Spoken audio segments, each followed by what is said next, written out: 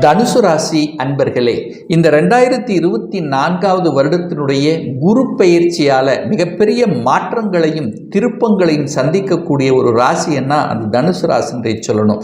ஏன்னா குரு பகவான் இப்போ 6ஆம் இடத்துல அமர இருக்கிறார். அதாவது 6ஆம் இடம் என்பது சத்ருஸ்தானம், கடன் நோய் எதிர்ப்பு பகை என்கின்ற இடத்துல குரு பகவான் அமர இருக்கிறார். அப்போ இந்த வருடம் உங்களுடைய சிந்தனைகள் எல்லாமே கடன் சார்ந்ததாகவே இருக்கும்.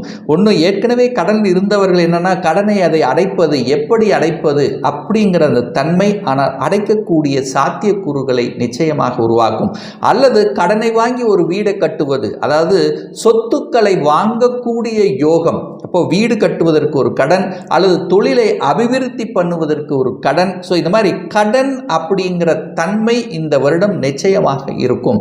எதிரி தொல்லைகள், இதுவரைக்கும் ஒரு எதிரிகளே இல்லை, ஏதாவது ஒன்று பண்ணிட்டு இருந்தாங்க, ஆனால் நமக்கு யாரு எதிரி பண்ணாங்க, ஒரு புறமுதகு குத்தி கொண்டிருந்தார்கள் என்பதை பற்றி கவலைப்படாமல் இருந்த உங்களுக்கு இப்போ இவர்தான் நமக்கு இத்தனை தொந்தரவு செய்தார்கள் அப்படிங்கிறத இனம் கண்டு கொண்டு அதற்கு தகுந்த மாதிரி செயல் திட்டம் தீட்டி வெற்றி பெறக்கூடிய ஒரு வருடமாக உங்களுக்கு அமையும். அப்போ எதிரிகளை அழிக்கக்கூடிய ஒரு வருடமாக உங்களுக்கு அமையும்.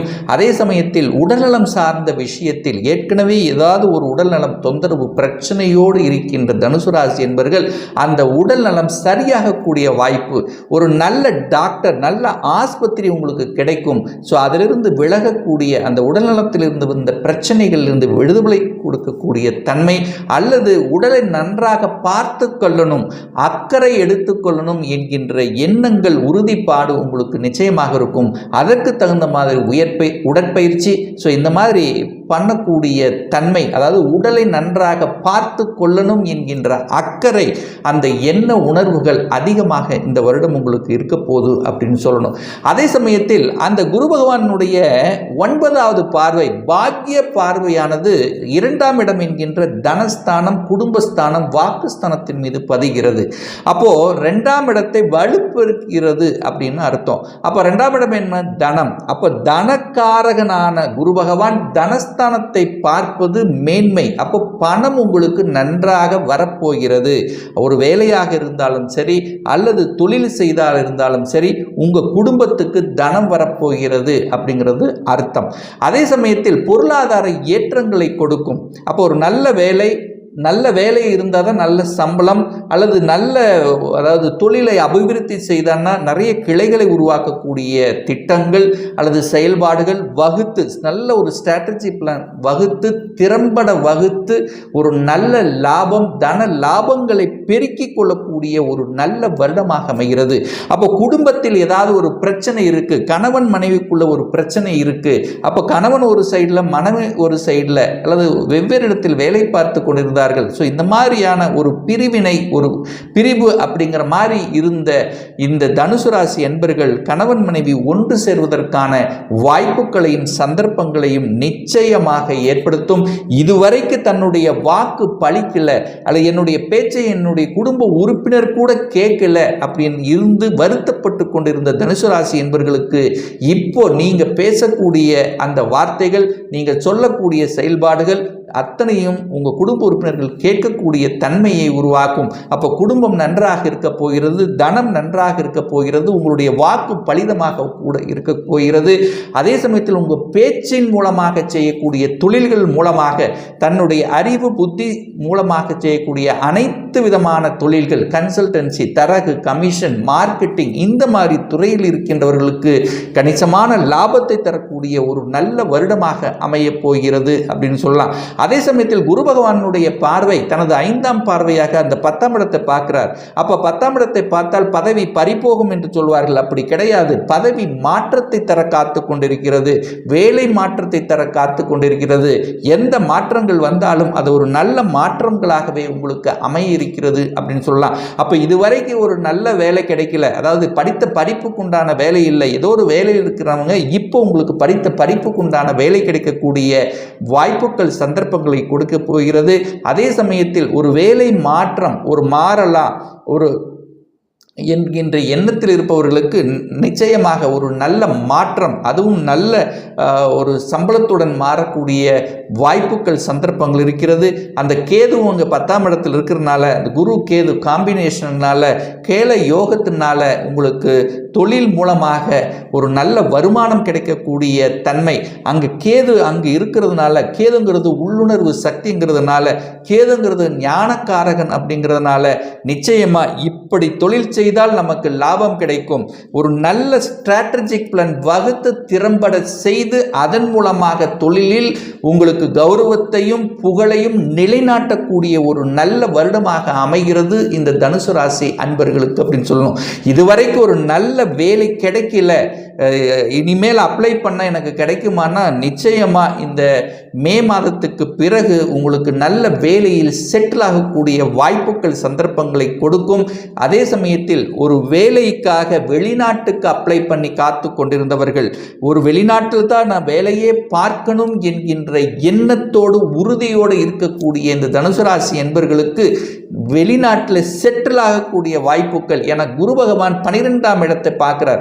12ஆம் இடம் என்பது வெளிநாட்டு தொடர்புகளை கொடுக்கக்கூடிய, அல்லது வெளிநாட்டில் வேலை பார்க்கக்கூடிய, அல்லது வெளிநாட்டில் பிஆர் அப்ளை பண்ணி காத்து கொண்டிருப்பவர்களுக்கு அங்கேயே குடியுரிமை வழங்கக்கூடிய தன்மை, இது எல்லாமே சிறப்பாக இருக்கிறது அப்படின்னு சொல்லலாம். அப்போ வெளிநாட்டில் போயிட்டேன், ஆனால் அங்கே செட்டில் ஆகவே முடியலையே, ஒரு நல்ல வேலை இல்லையே, நான் நினைச்ச வேலை இல்லையே, என்னுடைய படித்த படிப்புக்கு உண்டான வேலை இல்லையே, இந்த மாதிரியான ஒரு ஏக்க உணர்வோடு இருக்கின்ற தனுசு ராசி என்பவர்களுக்கு இந்த வருடம், இந்த குரு பயிற்சிக்கு அப்புறம் பார்த்தீங்கன்னா தனத்தாலையும் தொழில் சார்ந்த விஷயத்தாலும் திருப்தியாக இருக்கக்கூடிய ஒரு நல்ல வருடமாகவே உங்களுக்கு அமைய இருக்கிறதுன்னு சொல்லலாம்.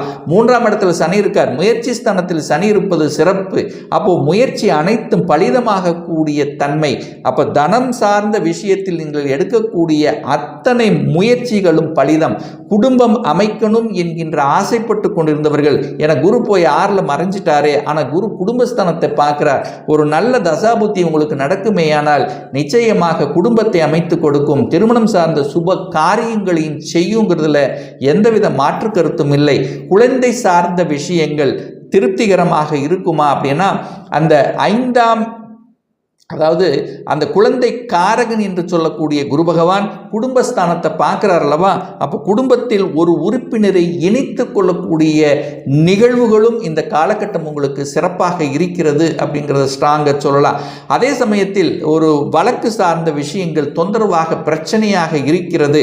ஏன்னா 6ஆம் இடம் என்கிறது வழக்கு அல்லவா, அப்போ ரொம்ப நாளாக ஒரு 3 வருடங்கள் 4 வருடங்கள் 5 வருடங்களாகவே ஒரு வழக்கு நிலுவையில் இருந்து கொண்டிருக்கிறது, பிரச்சனை முடியவே மாட்டேங்குது என்கின்ற எண்ணத்தில் இருக்கின்ற இந்த தனுசு ராசி என்பவர்கள் இந்த வருடம் நிச்சயமாக, அதாவது ஏப்ரல், அதாவது எந்த வருடம்னா அடுத்த வருடத்தினுடைய பிகினிங்குள்ள, அதாவது தீபாவளிக்குள்ள பார்த்தீங்கன்னா உங்களுக்கு வழக்கில் இருந்து விடுதலை பெறக்கூடிய அத்துணை அம்சங்களும் உங்களுக்கு சிறப்பாக இருக்கிறது அப்படின்னு சொல்லணும். அதே சமயத்தில் 12ஆம் இடம் என்பது முதலீடுகளை குறிக்கக்கூடிய இடம்.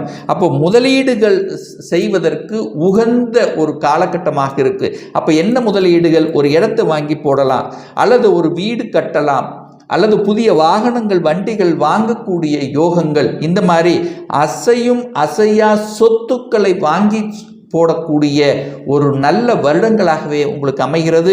அப்போ நிறைய செலவு செய்வீங்க, அந்த செலவுகளை சுப செலவுகளாக கன்வெர்ட் பண்ணிக்கிறதும் புத்திசாலித்தனம் என்பதையும் ஞாபகத்தில் வைத்துக் கொள்ளுங்கள்.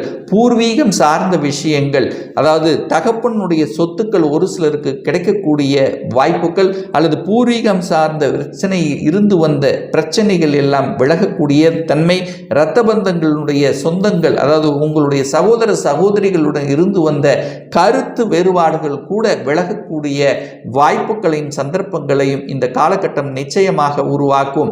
அதே சமயத்தில் பார்த்தீங்கன்னா ஒரு நல்ல தெய்வ வழிபாடு இந்த தனுசு ராசி அன்பர்களுக்கு அப்படின்னு எடுத்துக்கொண்டால், ஒவ்வொரு வியாழக்கிழமை என்று தட்சிணாமூர்த்தி சென்று வழிபடுவதும், அல்லது இந்த வருடத்தில் ஒரு முறையாவது திருச்செந்தூர் சென்று முருகப்பெருமானை சென்று வழிபடுவதும் அனைத்து விதத்திலும் உங்களுக்கு மேன்மையை ஏற்படுத்தி கொடுக்குங்கிறதுல எந்தவித மாற்று கருத்தும் கிடையாது.